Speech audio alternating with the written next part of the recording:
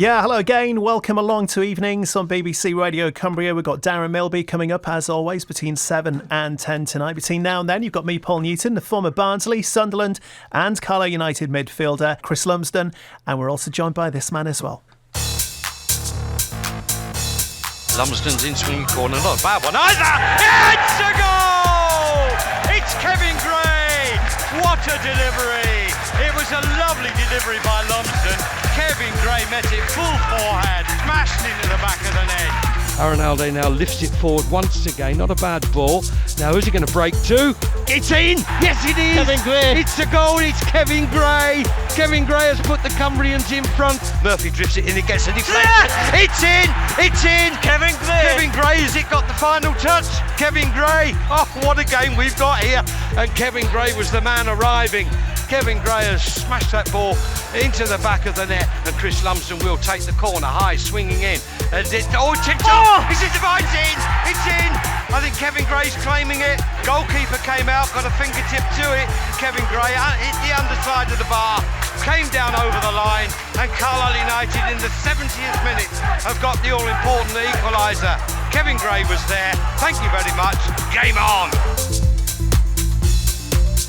Tell you what, there were a couple of cheeky Lumsden assists in those goals, weren't they? I remember just saying, and Simo just said, put the ball down and Kev will run from it was just old school, from the 18-yard line, run to the penalty spot and just put it into an area and he'll find it. And I remember, I think it was Northwich Victoria way, I think my second game or something like that. Yeah, one of those clips there was threw Northwich. A few people out the way and it went. 130 Carlisle United appearances between 2003 and 2007. 11 goals, we heard a few of them there. Back-to-back promotions as well, skippering the club in the mid-2000s from the Conference to League One. Our special guest tonight, delighted to say, Kevin Gray, how are you? I'm good, thank you. How are you? Good, thanks, Kev. It's great to have you on because I know you don't do too many interviews these days, but great to get you on and great to get you back reunited with your former teammate Chris tonight. Yeah, it's nice. I mean, as you say, I don't know why I don't do too many interviews, but no, it is nice to catch up and speak to Lummy again and listen to a few of that. He must have picked them assists out, surely. It mentions him. There ain't that many goals to pick from for me, so that's it. I was very happy with them goals that Paul picked out there. I did get a few mentions, so it showed as a bit of a creator there. What are you up to these days? Because as I said, I mean, you've been long time retired now. What's keeping Kevin Gray busy these days? Well, I work for a company now near where I live, welding, fabricating, but luckily the boss has got himself a couple of steam engines and me and another chap spend most of our time working on them. Doing them up and what have you, fixing them up. Yeah, Kev, you know when you were younger, you didn't have a picture of a footballer on your wall, did you? Did you have Fred Dibner or whatever he's called? You got it right, yeah. A nice calendar of Fred Dibner. Hey, I tell you what, that is, knowing how I know you in the dressing room, that is your dream job then. You've landed your dream job after football, haven't you? I've only been at it now for nearly 2 years because I worked for another company from Lincoln before. But yeah, he just said, look, you can come down here and I've got these engines, you'll be on them, but including other jobs, we have to go out on site and stuff like that, but mainly in the workshop messing about with these things, which is good. Do you miss football, Kev? Because as I say, it's been a while since you pulled the boots back on. Is it still something you miss, that day-to-day routine, the match day, etc.? Yeah, it is. Yeah, I mean, I've only just sort of got on Facebook and I watched a clip of. To be fair, I don't really watch a lot of football at the moment, but there's none on. But anyway, I watched a clip of we won at Stoke, and it was just like you do miss it. Miss the day-to-day training, you get paid for keeping fit, and you generally with a good bunch of lads, and you have a good crack at it as well. You do miss that. It's a good buzz, really. Yeah, I think we spoke to a few people over the last few weeks, and it's not so much the training or the football in itself. It's the training ground as you go in and you talk to the lads, and you just have that bit of banter. But also for me, probably the adrenaline of a Saturday, the tunnel. Yes. Your week leading up to something that you want to go out and perform. And as I said, it's not so much the football. You don't look back and go, oh, I wish I was playing on that pitch or doing this with the ball. It's kind of the adrenaline rush and to get one over on someone. It is, mate. Yeah, I agree with that. It is. You know, you meet them eye to eye in the tunnel, and obviously there's banter going off in there between the two teams usually. And it is just a great buzz. Yeah, the adrenaline rush is fantastic. But yeah, you do miss it. But I don't miss the aches and pains that come after games. Do you miss, as we walked up the tunnel after Stoke, do you miss screaming and shouting in Graham Wesley's ear with me? The Blues are going up as he was doing his interview. After Simo give us the go-ahead.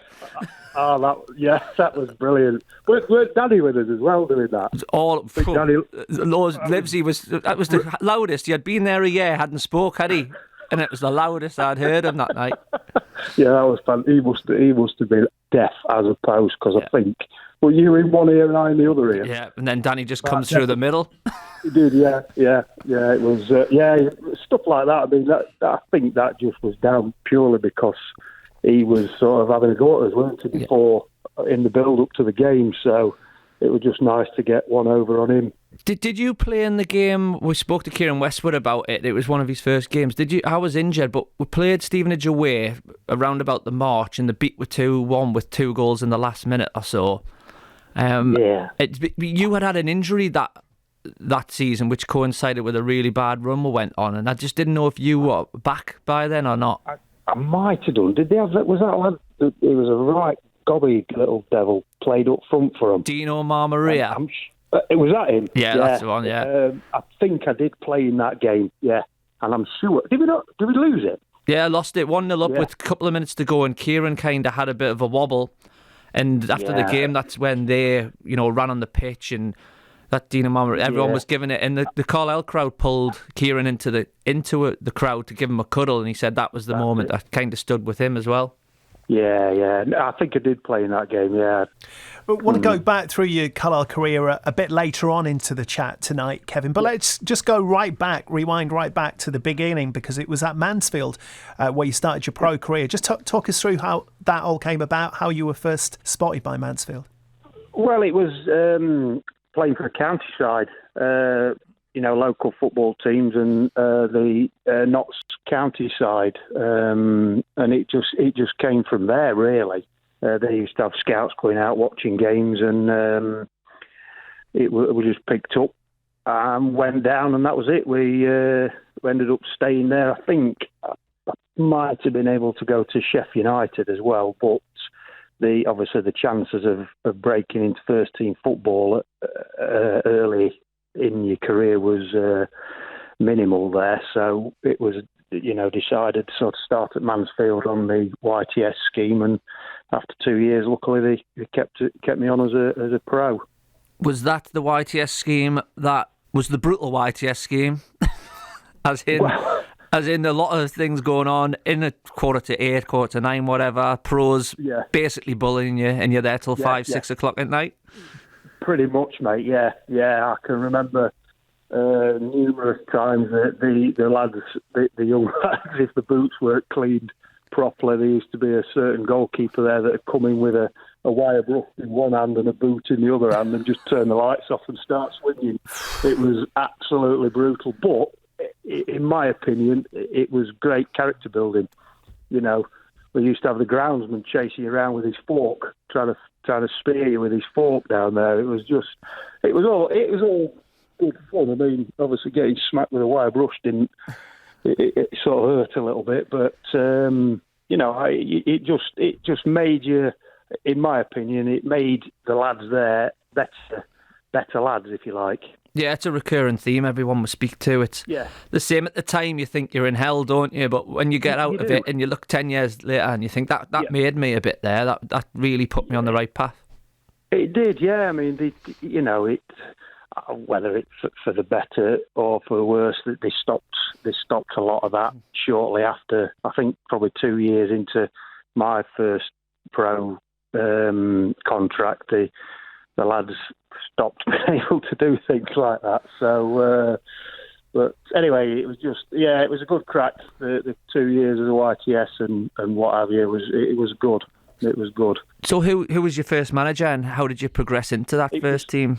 It was George Foster. He was the first manager down there, and I think it was my debut was against Chesterfield at home, and I can't remember the result. I can't remember whether we won or not. But yeah, we got a couple of injuries, and I remember him pulling me into his office and saying, "Look, I need you to nip down to the shop. You can take my car. We need a coffee and tea bags." He says, and when you get back, you need to be preparing yourself because you're going to be playing in the first team tomorrow. So that was because I was still YTS then, you see, and that was it. So sort of managed to sort of keep a place then, not playing every week, but keep a place within the squad itself, the first team squad. So that was good. Mansfield, we've got around 140 games, something like that. Was it, 4 good seasons playing week in, week out? Yeah, I think there was one season I managed to play every game, but then obviously you get injuries and stuff like that. But when you're younger, you sort of bounce back from these injuries a little bit quicker. So managed to sort of get fit again and get back in the side when anything did happen. And then when George Foster left, there was a chap called Andy King got the manager's job, and ex-Everton yeah, player. That's him. Yeah. Kingy was chief scout at Sun and rated himself a bit. Yeah, oh God, I tell you what, he could do the most keep-ups sat down I've ever seen in my life. Yeah. He was brilliant. But he got the job. I think I was there probably a year or so with him, and then he decided he needed a centre forward from Huddersfield more than he needed a centre half. So it was basically a swap, and I ended up going up to Huddersfield. And Huddersfield and Mansfield in the same division? No. I think Huddersfield were a league up then. So you were happy with that? So, yeah, I was happy with that, and went up, and Neil Warnock was the manager there then, so that was interesting. So Siebes there at that time, Chris Billy? Yeah, Siebes, yeah, he was there. That's when I first met him, and Tommy Cowan. Yeah, I remember that. Yeah. Warnock, how did you find Warnock? Yeah, I found him ace. He expected you to work hard, which you're there to do anyway, and that's the least you can give to a football team. But no, he was a great bloke. He if you worked hard for him, he would look after you with various things. So he was a good manager to play for. I think everyone says the same. I think recently he's come across okay, hasn't he? But 10 years ago, the press were onto him. A lot of people were onto him. But if you asked any players who played for him, they all seemed to really want to play for him. I think that's why teams got on people's nerves. Yeah, I think so. Yeah, he was just the way he set his teams out. They were just horrible teams to play against. Very, very fit. Did he ever take you down Scarborough Seaside? He used to love that one. I do his pre-season down south in Plymouth and things like that. Apparently, he used to just like taking everyone where he lived. Yeah, that's right. Yeah, we did have a few good trips, pre-season training trips and what have you. And he was a great believer in involving families as well. If he'd organise functions for the lads, it was always family dues. That was for us, and I can remember a few karaoke nights he'd organised at hotels in Huddersfield, and it was just brilliant. Another player with a Carlisle connection as well, who was at Huddersfield at the time, Kevin, was of course Chris Beach, who is the current head coach at United. He actually joined us a bit earlier on this week, and he mentioned you. Just have a listen to what he had to say. I'll never forget once picking Kev up actually for training, because I'd just treated myself to a new car. Got the call off Kevin, he chanced picking us up. I said, no worries, Kev. So I went down and went to he lived in like this farm type place, so you're going down the singular track road to his house, like, and you're going over all sorts of bumps and that. You bought me a bumper scraping on the floor, and I said, I just bought this, can't believe it, picking Kev up for this, like. So I get there, like, he's there in the field. Beachy, any chance getting out, gives hand. What with? I'll just come round the corner here, come and help me. I go round the corner, he stood next to a bull, pulling it by the horns, trying to get it in his new neighbour's field. He said, come on, he won't budge. Like, I said, what? I said, Kev, we're 10 minutes late. Steve Bruce will be going mad. But that's Kev, isn't it? That was Chris Beach earlier on this week. Was that part of your training routine, wrestling with bulls then, Kev? Well, no, they were Highland cattle. The guy who lived next door to me used to have Highland cattle, and he was an elderly fella, and everybody else was out, and he was. I remember it, yeah, struggling with the blooming stubborn things. Well, that one was anyway. It was just. I think Beachy was a little bit wary of that, to be fair. Oh, well, do you blame him? This is what only happened to Kev. You know, you see, as we said, Chris Beach, Carlisle manager. Did you see that in him, or was it a bit too young back then to probably predict that they'd go into management? Beachy was very, very focused on whatever he did. Yeah, he was. He was a good pro, to be fair. Kept himself fit, and kept out of bother. And I didn't actually know he was up there, to be honest. But I'm glad he sort of staying in the games. I think last time I spoke to him, he was at Bury, doing something there with the coaching side. So, but no, he was a good lad, Beachy. Yeah, he used to just live down the road, really, from us. So the Huddersfield, as you mentioned, you had Steve Bruce and things like that. Did you have Dennis Booth at one point at Huddersfield as well? And was it Brian Horton? Right, yeah.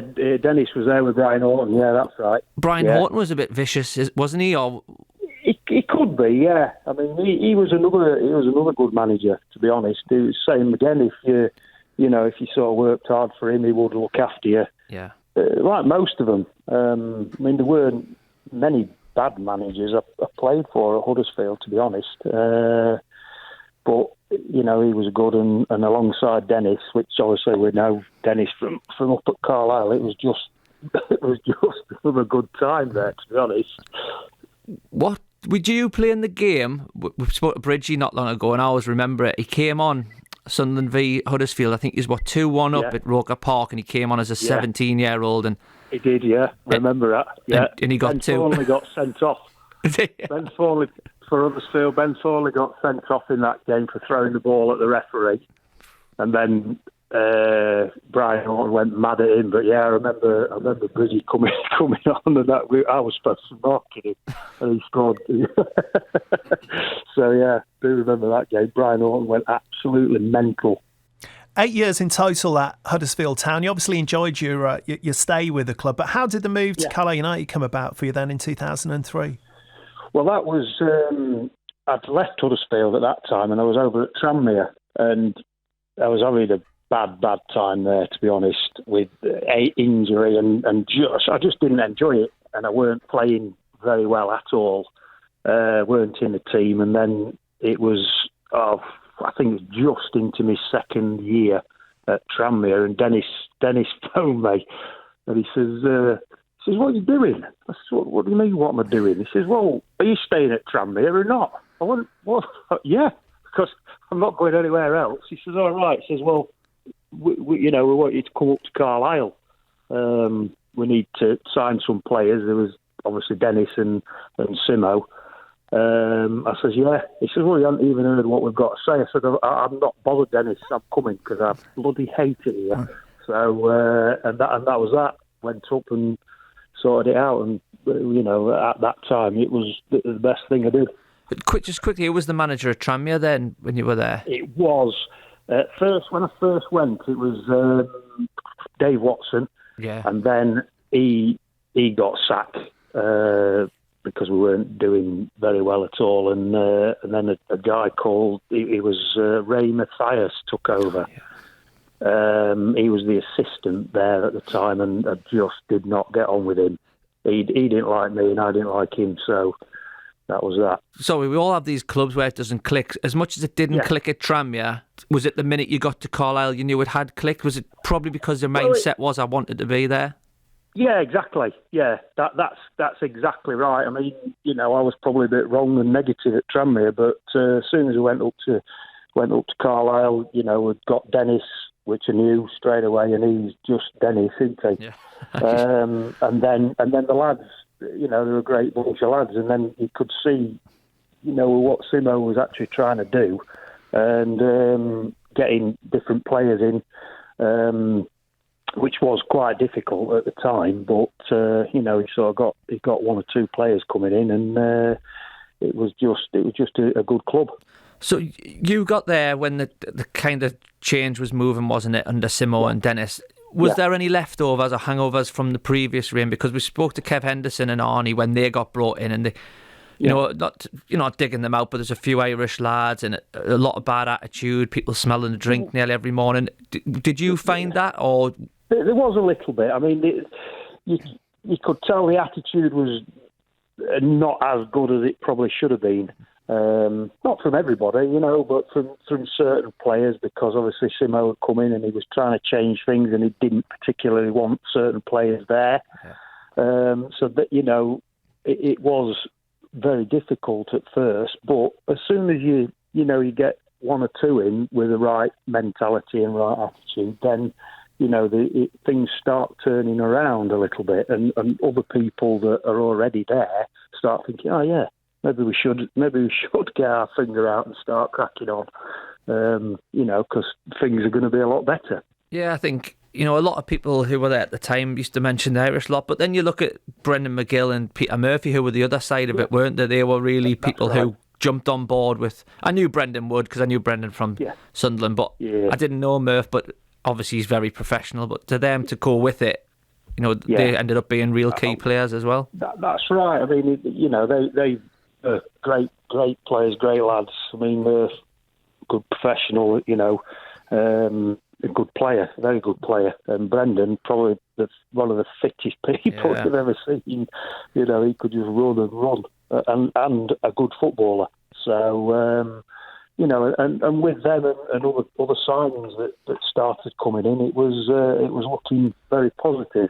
Were you always someone who, in the dressing room would G everyone up or look after things? Or did Simo, as you got older, did you feel we took that on? Because Danny Graham spoke about how older he got, he felt a bit more, he took a bit more authority. Or when you signed, did Simo say, I need you to get hold of a few here?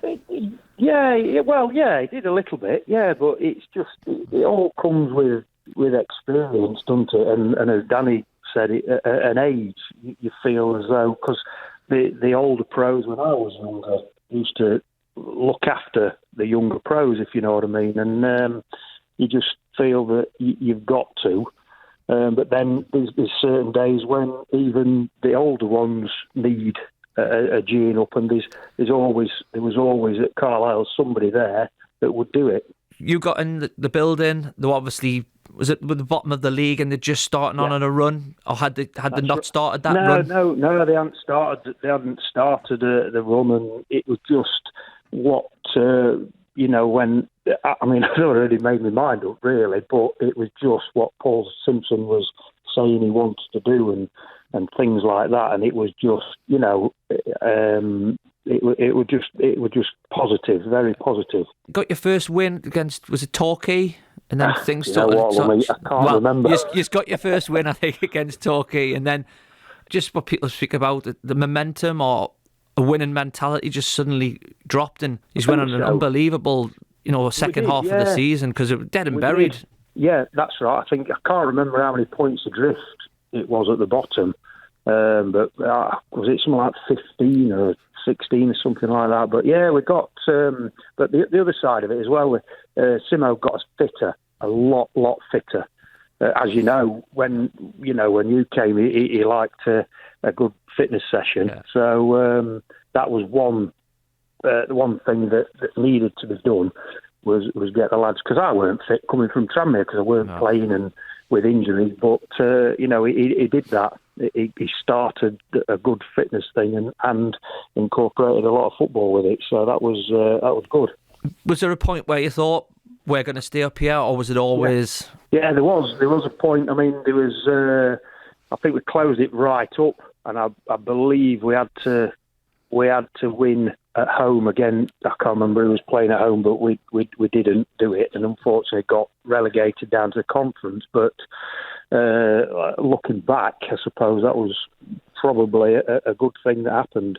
Yeah, I think Simo said, didn't he, after that? But apparently he rang me and he said that going down was in a way the best thing because it could wipe the slate clean, keep the players like yourself, Precy, Kev Henderson, Arneston, Matty Glennon was still there.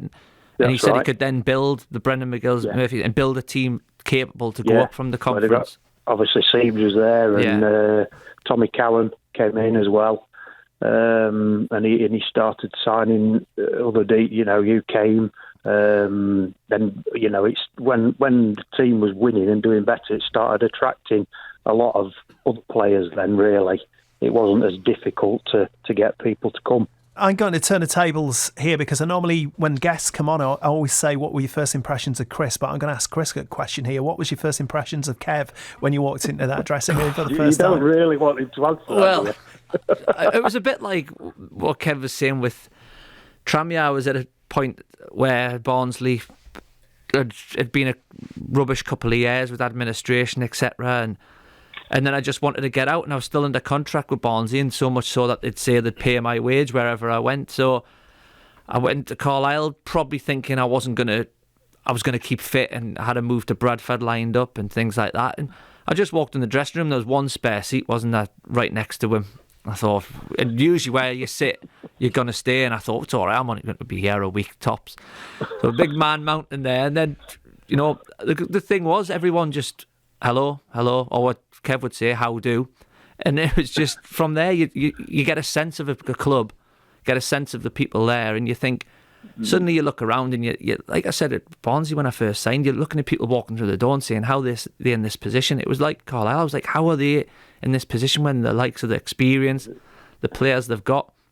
And I always remember, Kev, every game, he said earlier, sometimes you needed G'ing up. All the players needed G'ing up. But every game, whatever it was, we're all up for it. But sometimes you just need that extra bit motivation. Kev, you named the team, say, 1:15. You'd then sit around for a bit. Kev was already in his shorts, shin pads, sharpening his studs. And just going round everyone and telling everyone, come on, let's do this, let's do that. And that was it for me. It was a big motivational factor. And him, Siebes, Tommy Cowan trained right every single day. And I think that learnt me to sometimes I go into training and have a little easy day previously, but then I realised at Carlisle, every day you've got to be bang on it. Kev, when you went into that conference season, that would be the first time you'd played at that level, I'm guessing, unless you had a loan spell down. That's right, it was. For you personally and also collectively as a team, as a squad, did you have any sort of idea of just how difficult it would be? Because obviously there was a lot of pressure on Carlisle to go straight back up, wasn't there? There was an expectancy you would go back up, but certainly the first half of the season, you didn't have it all your own way, did you? Oh no! I mean, we did realise how difficult, because we were told, Simo and Dennis and all the people that went out watching games would come back and say, right, this side we're playing today are going to be making it difficult, and all those sides, they wanted to be, the teams that had come down. So I felt that kept us going, because we knew that every single team wanted to beat us because we were an ex-league team. So, and I think that sort of give us the right mentality to say, right, yeah, we are going to come and beat you. So, because we want to be out of this league. We were big fish, weren't we, in there, Kev? We were.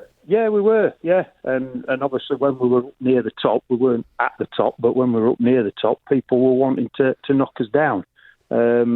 Because, it's just how it is, isn't it? We're out of the Football League, we're going to show you that we can't, make it difficult. So, and there was some horrible games. But we did, I think that as a whole club, we did everything professionally down in the conference, and we got what we deserved, really, at the end of the day. Yeah, I think, looking back now, it's a long time since it, but I think mentally more than anything, we probably deserved the praise. I know we had the technical players to do it, but, with the floods, we lost you for a while. Right. We then went through a really bad run, and then we knew we had around 10 games to try and sort the season out. Yeah. As you say, we were still the big fish. Fans were turning a little bit against it, and we just dug deep within inside the dressing room, and we found a way to go up in the end. We did, yeah. I mean, the dressing room was always ace, because obviously, I know you said you was only going to be there for a week, but I think after a week you sort of took over, hadn't you, as the banter, slaughtering people every day, which was nice. And I think things like that, it's all good within, and I think we had, as a whole club, I think, had belief that we were going to do okay. And we did, and Simo kept us right, to be honest, and kept us on track, and it was just a good season, that one. Yeah, I always remember Simo. I don't know if you probably won't, but we watched a video of a game. I think we drew 2-2 with Gravesend at home, and it wasn't looking great at all. And he just said to everyone, and we watched the video, and he said, right, he says, if everyone's different, and I get that, so if you're motivated by aspiration in the future, you want to get promoted because you want to play in a better league.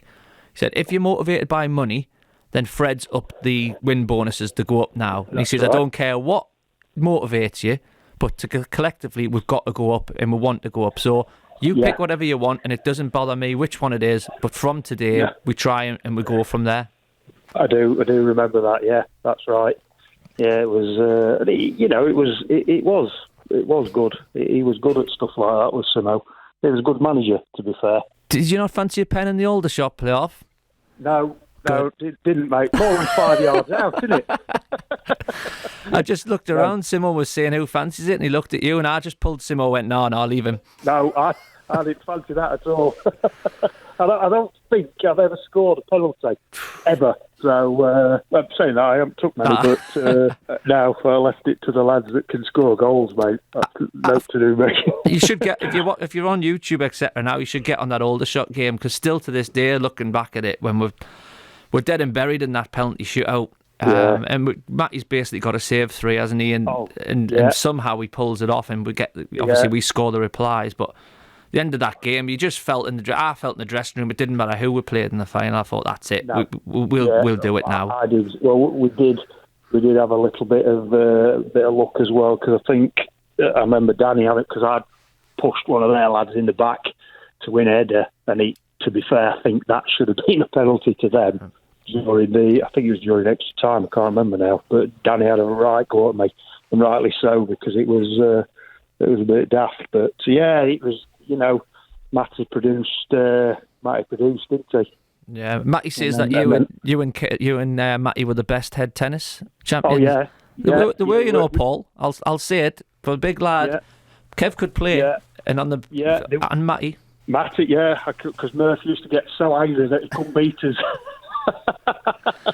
I think every morning we'd play, and I think we only lost a couple of games. Yeah, I remember being in the change room thinking, what's everyone on about? Matty and Kev. I mean, I'm not having this. So I walked in and just picked anyone. I think it was probably Siebes or something. Let's go and batter these. This is embarrassing.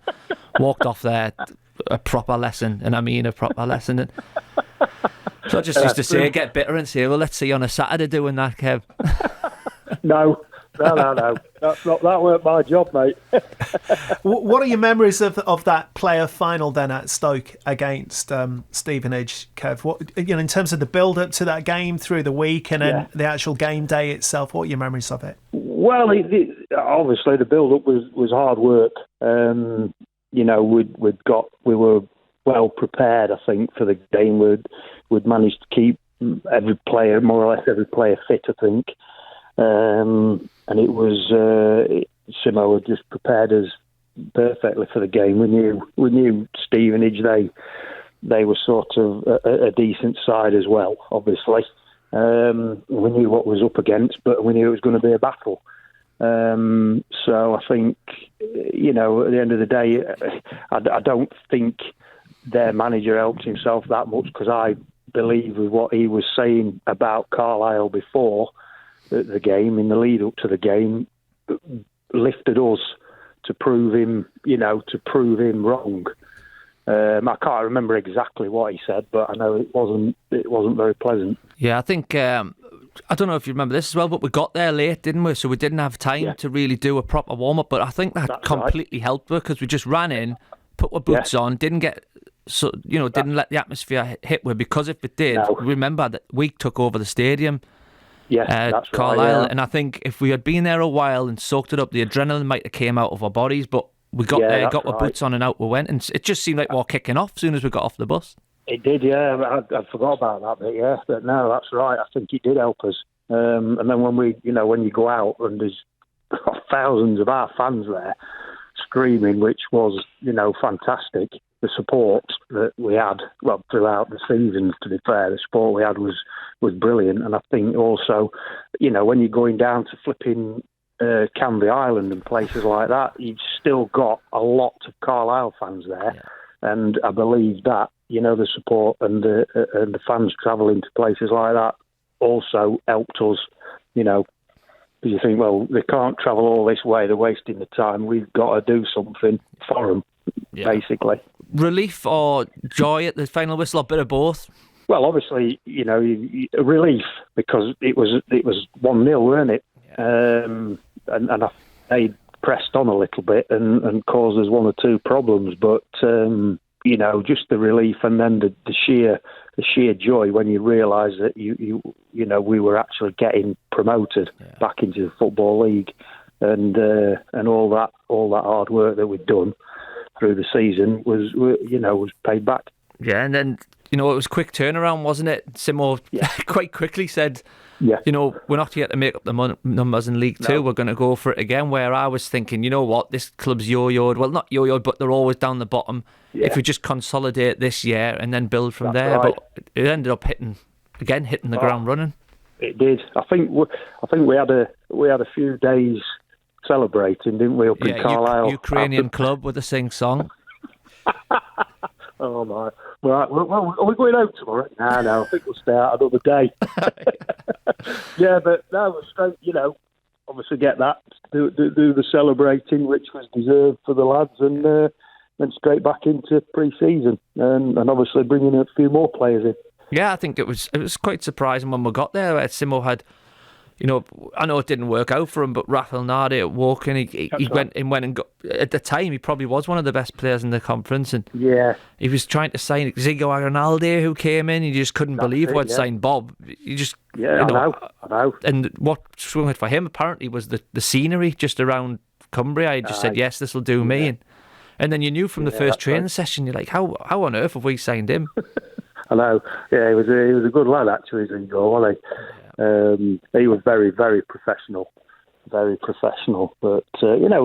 was nice to get players, of his standard into the club, and it keeps everybody on the toes. Then again, did you think there was a point in the season? Probably for me, it was around November time where we beat Rochdale at home 2-1, and they were challenging. I think we'd just brought Bridgie in as well, and thought we've got a real chance here. Yeah. We were doing well, and I can also remember we played Notts County away, and Billy Barr was saying, well, clean sheet, and I said to him, I bet we keep, I can't remember how many it was, the bet, but so many clean sheets throughout that season. It was quite a lot. Yeah, it was over. Might have been about 1920, wasn't it? Odd. Yeah, I think 20 or 24 or something like that. And I remember Simo saying, that's promotion fodder, that is. I says, yeah, that's what we're going for, isn't it? And I think Billy, tight Yorkshire bull, said he'd only bet as a fiver. Anyway, I ended up getting the fiver out of him because we did it. So, but yeah, there were certain things like that, and as you say, beating the teams that were up and around there as well. And I think another thing that helped us, we were very fit. We'd got a lot of fit players there. But that's down to the training that Simo had done for us. Yeah, I remember one week we had the chance to go top Macclesfield away on a frozen pitch, and we got beat 3-0, and we thought, we had the chance to go top, and it's not all bad, but that week Simo beasted with. Oh, he did. Yeah, absolutely beasted when he took it old school just to make us realise that. Yeah. Yeah. I remember that. Yeah, that weren't very pleasant, was it? No, and then we beat Chester or someone 5-0 on the Saturday. So he was like that. Yep, I knew what I was doing. Yeah, brilliant. Yeah, it was. That was another great season, to be fair. And you've got to enjoy it when you're up there and pushing for promotion, haven't you? You've just got to be enjoying yourself. How did you feel? Danny Livesey came in as a young lad. I remember he had a really tough start.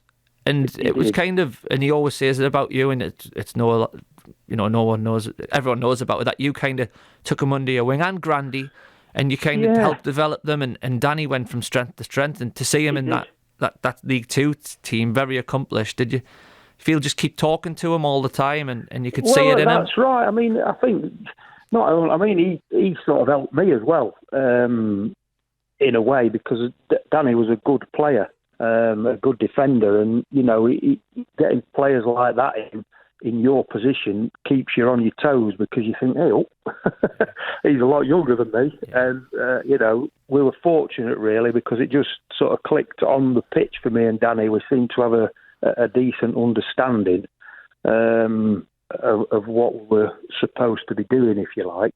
Do you remember the old Drew Broughton in the tunnel at Brunton Park? I do, yeah. How you kept your... See, this is the difference, Paul, between me and Kev. We're in the tunnel, and Kev's at the front, and Drew Broughton's at the back for them, big centre forward, and he's shouting. I could just hear him. Have I heard right here? And he's saying, "Put it on the old man Gray." And I went, right. I said, I'll give him one more chance. Yeah, I'm sure he's not said that, and he said it again. So I've looked at Kev, and Kev's just stared down the tunnel, and I'm thinking, "Go on, Kev, give him it." And he's just kept quiet. So I've given him it back, and then suddenly we get onto the pitch. I thought Kev would have given him a bit there. Honestly, never seen anything like it. We'll score after 33 seconds, and then Broughton gets the ball on the halfway line, and he's just absolutely went through him. Broughton's had the worst game you've ever seen in your life, ever. And Dennis Booth at the end, Simo tells the story. Dennis goes, "I'm going to have him. I'm going to go and tell that Broughton." Broughton walks over, goes, "Brilliant, Dennis, different class. Cheers, Drew." So after that, though, every day we had the worst train. I got a yellow bear, but worst of the week, and it was the Drew Broughton Award, because it was just, you had unsettled him that much. But that was when I learned you don't have to do it in the tunnel. You just wait and bide your time through the game. That was it, mate. I mean, it was just. I think a lot of the teams at that time used to try and upset us, didn't they, in the tunnel? But it was the football, and the squad and the team were just talking for themselves, really, and it was just another great season there. Yeah, another high score was the 5-0 at Darlington, where the game was delayed because we took more fans than the home fans. We had 6,000 there. Right. Yeah, and the police had to delay it for 15 minutes, and again, I think Hodgson had called us tin pot before the game and said that he was going to beat us. And then another. You scored. Did you score? I think you did. That was a complete foul. I've seen that again. I think you must have been doing yoga. Listen, me, I don't score that many goals. You've got to give me one of them.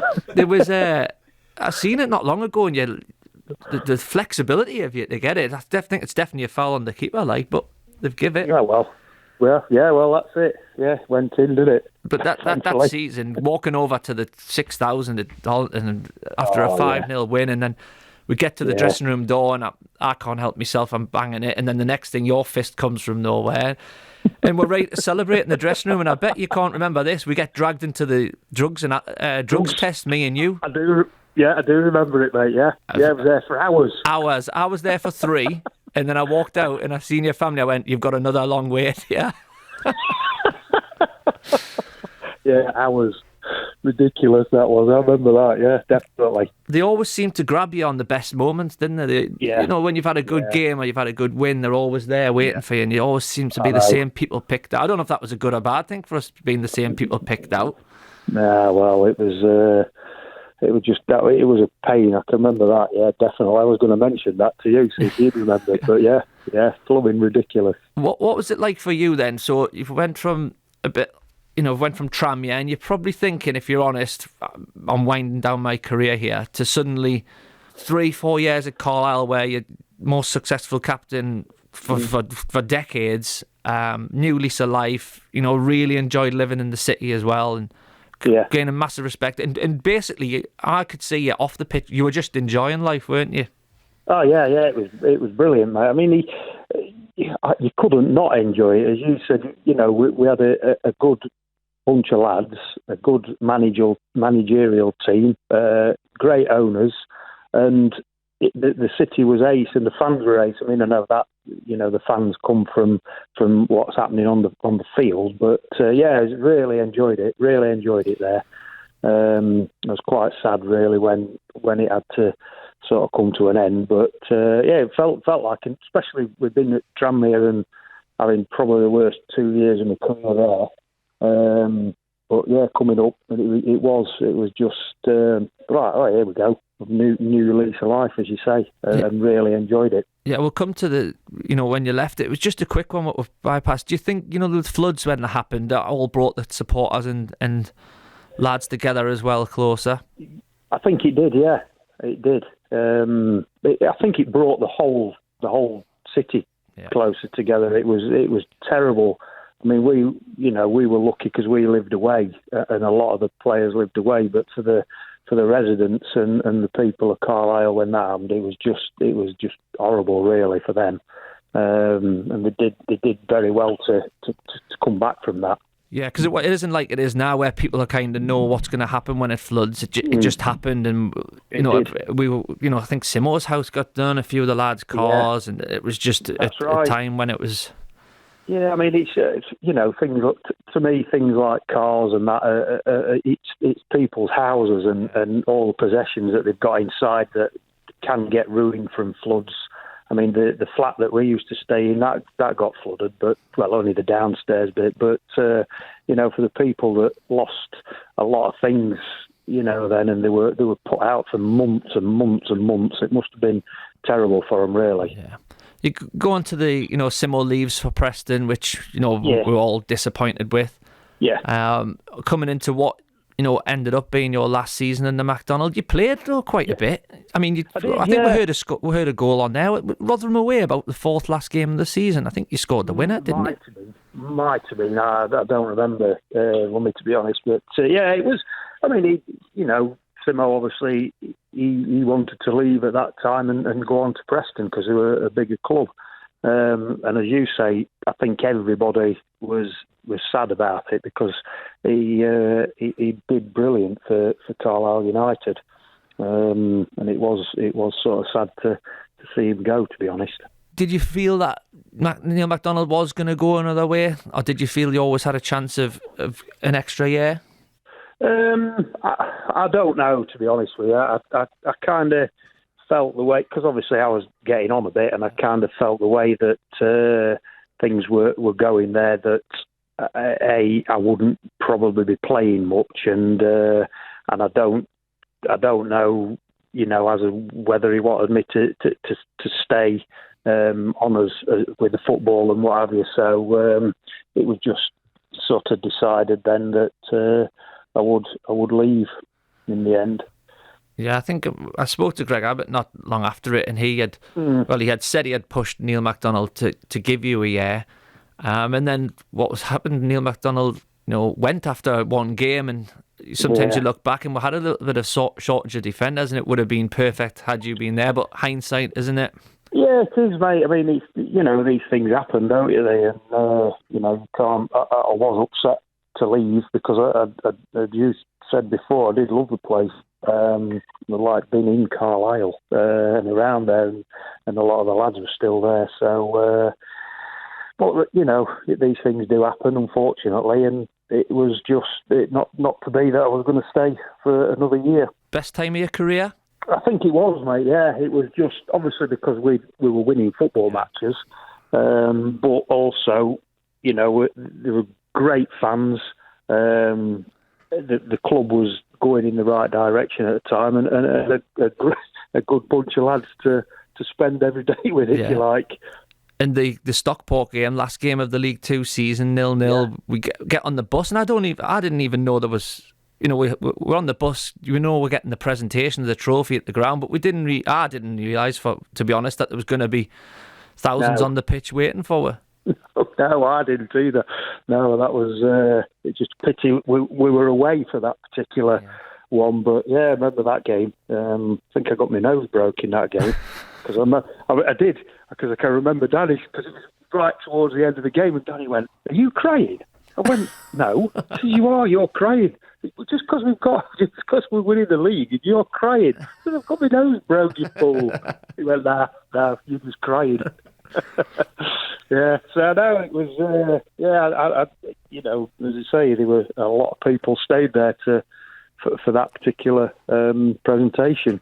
At the end of your time with Carlisle United, you had a sort of a brief winding up spell with Chesterfield. Then you had a brief spell with Workington as well. How did that come about?